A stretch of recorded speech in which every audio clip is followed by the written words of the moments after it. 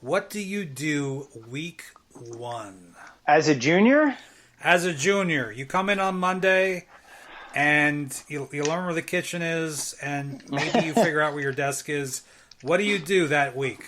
So I know what probably happens. When you ask these questions, it's really fun for me because I try to think about like what I would have done differently. Yeah. But I think the normal thing to do is you come in on day one, you're probably setting up your email and your Slack and getting hooked up to all of these weird protocols. Probably the first half of the day, you're just at your computer filling out forms and stuff.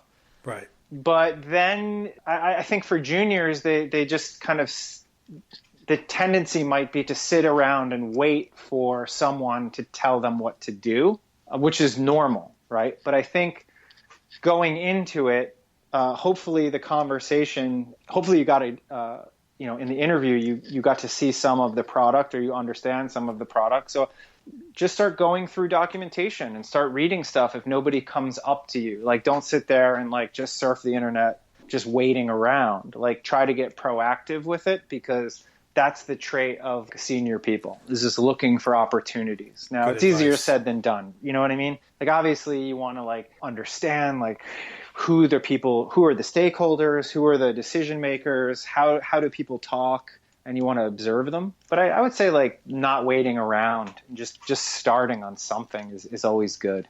Now when I start the first week, and I tell even junior folks this, the first week you can get away with anything because you're new. Yeah, you're the new person, yeah. As a result, what I typically do, I do every time now, and I recommend to everyone, is schedule meetings, one-on-ones with everyone. Engineering staff, other UX designers. Become a detective. Hey, I just wanted to spend like a couple of minutes with you, just kind of ask you a few questions. And I usually end up interviewing, like, what do you like about working at this company? You'll instantly like figure out how everything works and how the process really is. Stuff that was never covered in the interview. A little side story. I guess I was mid to senior level when this happened, but when I was at MySpace, I got to watch, there was so many people, there were thousands of people in this company, but I got to watch the core decision makers and I got to spend time with the CEO and watch how they approach problem solving and reactions. And for me, that was such an amazing lesson.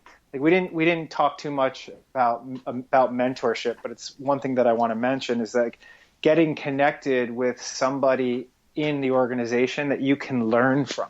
You can learn how to do it by watching it be demonstrated and seeing what's working or what's not working, and then learning how to navigate that world, I think, is also a great skill to have. I also think that mentorship isn't a formalized thing. Like I don't think you sign on and I say Ben Sykes is my mentor. I just say in my mind, wow, Ben Sykes is kind of my mentor. I want to talk to Ben when I can. I want to see what Ben's up to. I want to watch Ben interact. And through that's a link because I might look to you for certain things.